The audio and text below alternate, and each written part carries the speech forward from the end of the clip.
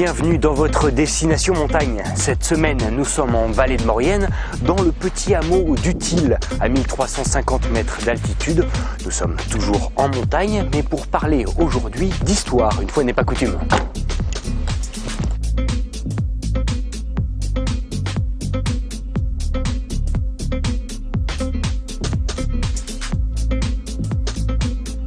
Nous commençons donc à marcher, guidés par les conseils de quelques rares autochtones croisés sur le chemin. Rendez-vous compte, ils ne sont ici que 6 habitants à l'année, pour découvrir ensemble les quelques particularités de ce hameau de Tille, un dolmen, une pierre à cupule ou encore une pierre gravée, et tout de suite le topo pour vous rendre vous-même sur place.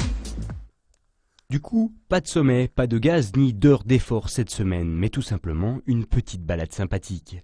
Vous l'avez compris, on pose donc la voiture dans le petit village d'Utile, sur les hauteurs de Saint-Michel-de-Maurienne.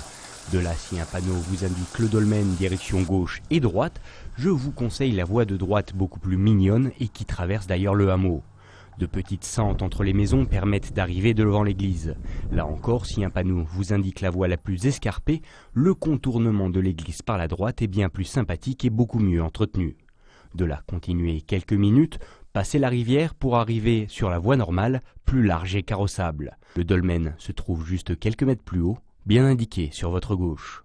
Et si le cœur et les jambes vous en disent, vous pouvez continuer jusqu'au Pré Bérard, lieu où se trouvent les fameuses cupules.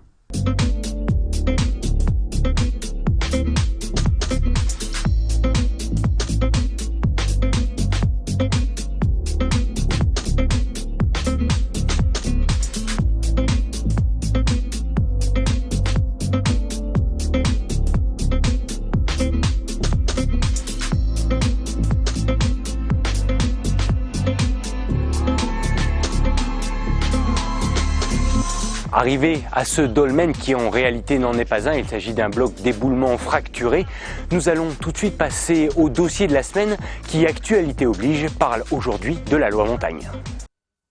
Voté ce mardi à la quasi-unanimité, l'acte 2 du projet de loi montagne a donc convaincu l'Assemblée nationale. Visant à mettre en valeur les spécificités de ces territoires dans lesquels vivent quelques 10 millions de montagnards, le texte tente également de renforcer l'attractivité des zones d'altitude et ce, quelle que soit la saison. Le contexte économique a changé, les vacances ont encore changé, les Français ont des séjours plus courts, etc. Donc tout change et il faut nous s'adapter. C'est bien à nous de s'adapter et pas dire les clients où est-ce qu'ils sont. Il faut s'adapter aux clients et qu'ils viennent chez nous. Un constat qui tend à se généraliser et que la montagne française a désormais bien compris. En effet, en cette fin d'été, 73% des professionnels du tourisme d'Auvergne-Rhône-Alpes se déclarent satisfaits de leur saison. Un signe encourageant et qui montre bien la marche à suivre pour les prochaines années. Quand on regarde ce qui se passe en Suisse, en Autriche, ont bien développé du tourisme d'été notamment. Et donc il est vraiment, je crois, intéressant que la France le fasse avec plus de détermination qu'elle ne l'a fait jusqu'à présent. L'objectif qu'on doit se fixer, c'est effectivement celui d'un développement touristique doux qui permette d'accueillir des activités à d'autres moments. Bon, donc il faut aussi savoir occuper les personnes qui viennent dans nos territoires pour une activité avec éventuellement une autre activité si on n'a pas de neige. Et c'est sans doute le défi auquel seront confrontées les stations dans les années qui viennent. D'ailleurs, on dénombre chaque année davantage de stations qui commencent leur saison d'animation à partir des vacances de Toussaint. Un modèle qui tend à se généraliser pour ainsi tenter de développer cette fameuse montagne 4 saisons.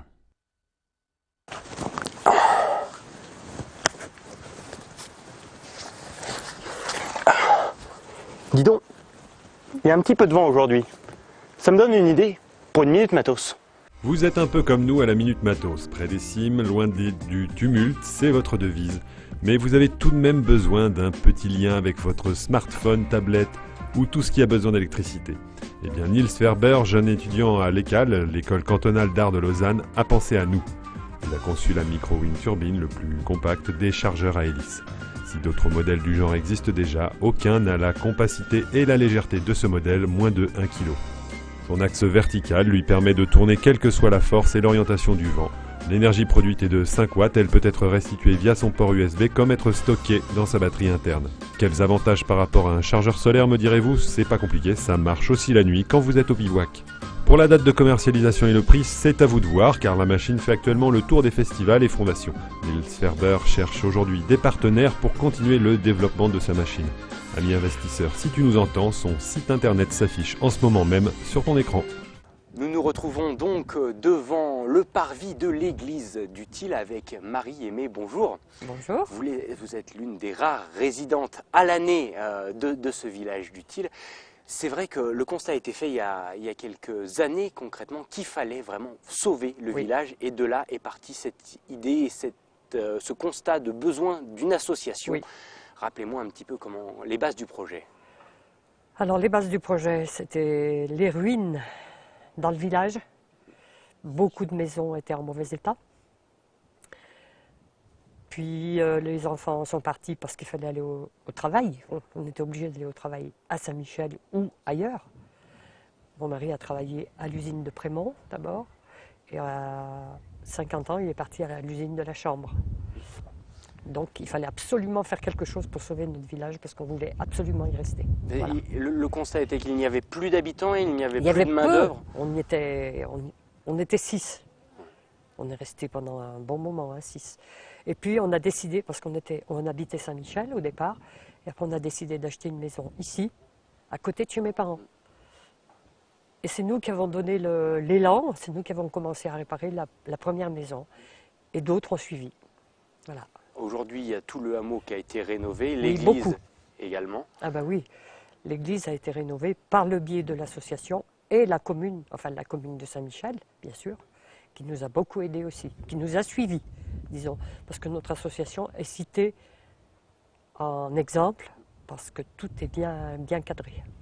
Alors voilà. Cette association aujourd'hui a 20 ans Oui. et elle a aidé un petit peu finalement à faire connaître Bien sûr. toutes les curiosités, Oui. les particularités de ce village, Oui. notamment ce fameux sentier archéologique. Oui. Alors, il a toujours existé, le Oui. dolmen, même quand vous étiez petite, vous y alliez. Ah ben oui, bien sûr, moi je suis toujours allée au dolmen, tout le temps. Tout le temps, on allait jouer là-bas d'ailleurs. C'était une sortie familiale, c'était. Même pas familiale, on allait se promener puisqu'on peut aller jusqu'au village des Bois qui sont encore plus loin. D'accord. Voilà. Alors aujourd'hui, ce sentier, il est vraiment Ben, il est bien indiqué, tracé, il est bien indiqué. oui, bien tracé et entretenu surtout. Voilà, par la commune. Par la commune. Oui. Mais pour le coup, c'est la FACIM qui l'a créé. Ah ben oui, oui, oui. Alors, vous connaissez les lieux, mais est-ce que vous connaissez l'histoire également de ces vieilles pierres? Et non, je ne sais pas. Le néolithique, L'histoire, les je ne pierres sais gravées. pas. Ah ben, les pierres gravées, justement, c'est un grand secret. Pas un secret, mais comment dire, on ne sait pas vraiment la signification. Parce qu'il y a beaucoup de personnes qui sont venues justement pour étudier ça. Il y a même des Suisses qui sont venus. Et aujourd'hui, toujours le, toujours le même suspense, on ne sait pas exactement. Mais le quand mystère même, demeure. je pense que c'était peut-être quand même basé sur la religion, plus ou moins, parce qu'il y a quand même beaucoup de cupules en forme de croix. Là, derrière l'église, justement, entre autres, et en dessous du village aussi, pareil. On dirait un chemin avec des croix. Est-ce qu'aujourd'hui, il y a une nécessité de communiquer ou finalement de faire connaître ce petit coin de paradis qu'est le vôtre? Est-ce que vous êtes demandeur de Oui. visiteurs, Oui. de touristes ou... Tout à fait, de visiteurs, oui. D'ailleurs, l'été, c'est ce que nous faisons. Nous faisons visiter notre village quand ça se présente, à la demande. Et alors justement, il y a beaucoup de visiteurs qui viennent chaque année? Oui, il y a pas mal de monde qui vient. Il y a beaucoup de promeneurs et il y a beaucoup de personnes qui s'arrêtent pour nous demander qu'est-ce qu'on a à voir ici. Ou alors on leur dit bonjour déjà la première chose, et puis on boit un petit verre ensemble. Et puis ça nous fait l'occasion de discuter. Normal, Voilà. avec modération, bien évidemment. Tout à fait, bien sûr, parce qu'il faut redescendre à Saint-Michel après. Merci beaucoup Marie pour toutes ces précisions. Merci à vous d'être venu jusque-là. C'est un plaisir. Voilà. Merci et merci à vous de votre attention. Destination Montagne est maintenant terminée. On se quitte comme chaque semaine avec les plus belles images du web et nous on se retrouve la semaine prochaine. À bientôt.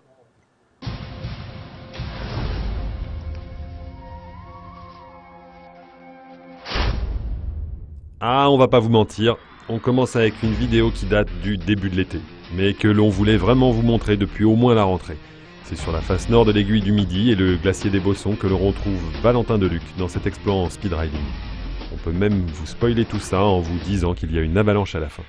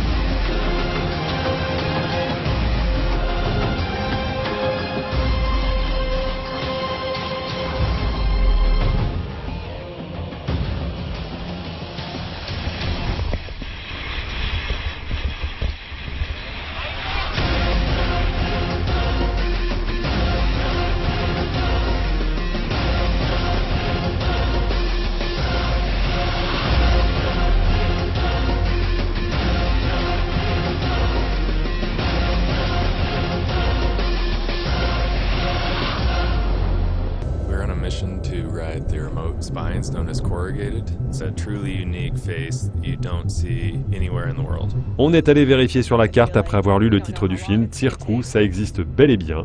C'est un glacier situé entre Alaska et Colombie-Britannique. C'est donc le titre de ce film aux images superbes tourné dans les nouveaux paradis du freeride.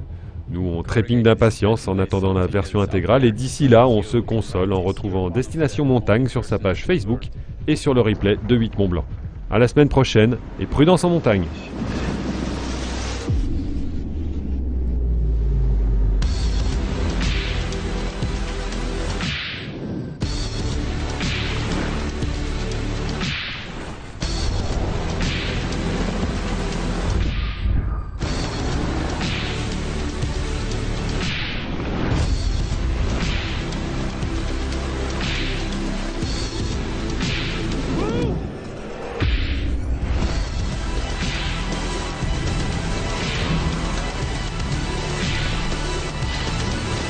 Right.